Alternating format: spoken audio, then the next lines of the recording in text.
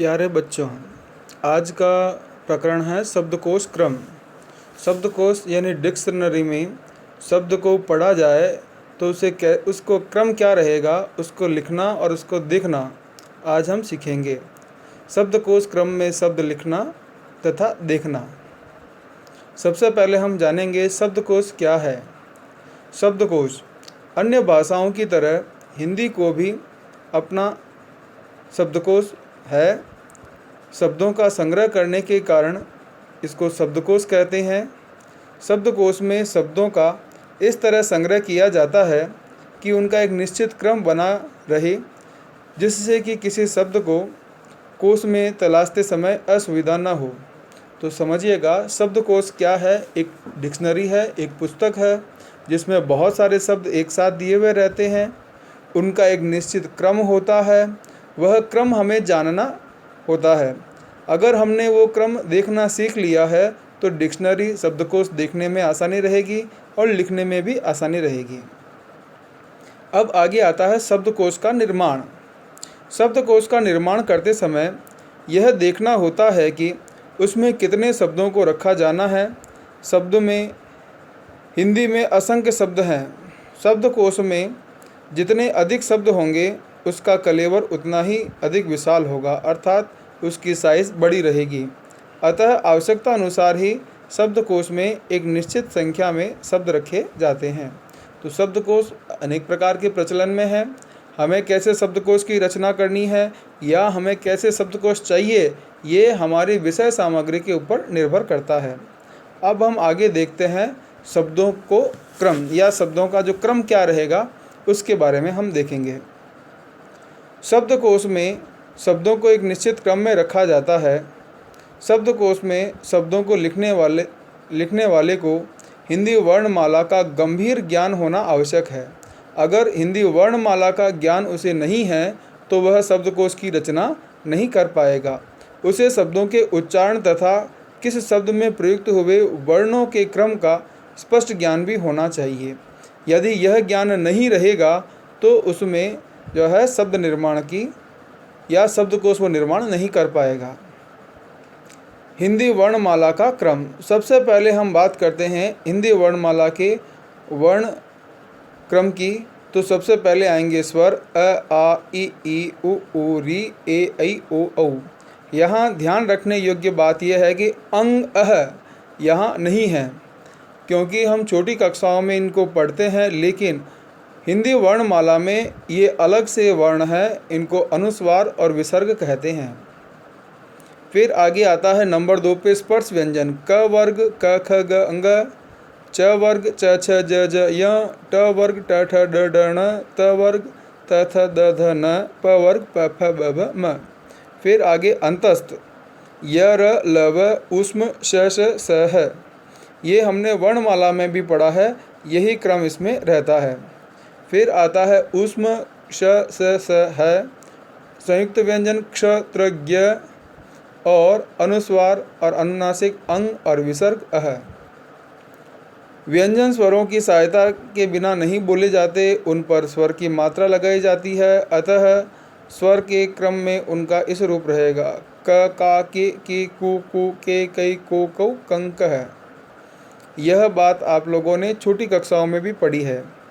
अब हम बात करेंगे शब्दकोश में शब्दों को रखना। शब्दकोश में शब्दों को वर्णमाला के क्रम में ही रखा जाता है। पहले स्वर आएंगे, अ, आ, इ आदि से प्रारंभ होने वाले शब्द रखे जाते हैं। इसमें सबसे अंत में अंग और चंद्र बिंदु, और उसके बाद में अ से प्रारंभ होने वाले शब्दों को रखा जाता है। अंबुज और अचार, तो यहाँ अंबुज पहले आएगा और अचार बाद में आएगा। तो अंग जो है वो पहले आएगा, इस चीज़ का आपको ध्यान रखना है। नंबर 2, अ के पश्चात अन्य स्वर प्रारंभ होने वाले शब्द आएंगे, जैसे अमर, आभास, ईश्वर। औ के पश्चात व्यंजन शब्दों को शब्दकोश में रखा जाता है। व्यंजन शब्दों का पहला वर्ग क वर्ग है। क ख ग घ अंग को स्थान मिलता है। इसके पश्चात च वर्ग, ट वर्ग, त वर्ग और प वर्ग। इनके चारों वर्णों को स्थान मिलता है। स्पर्श व्यंजन के जहाँ पंचम वर्ण है अंग ज य न म, ये अनुनासिक हैं और इनमें अंग ज ण से शब्द प्रारंभ नहीं होते हैं, न और म से शब्द प्रारंभ होते हैं। तो इससे प्रारंभ होने वाले शब्दों को अपने वर्ग के चौथे वर्ण के बाद उसे रखा जाएगा। क्ष को क के साथ, ब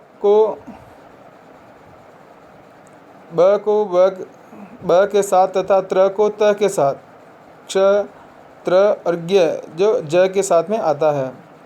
इस तरह से र की मात्रा वाले अक्षरों का उच्चारण करते समय कृ, क्र और क्र, इनको यदि बिंदु को प्रयोग करें तो इसमें वर्णों का प्रयोग पहले आएगा। जैसे र की मात्रा वाले वर्णों में औ की मात्रा वाले वर्णों के बाद रखे जाएंगे संयुक्ताक्षर क्ष, त्र, ज्ञ, स्र, श्री, औ की मात्रा के बाद क्रमशः ही लिखे जाएंगे।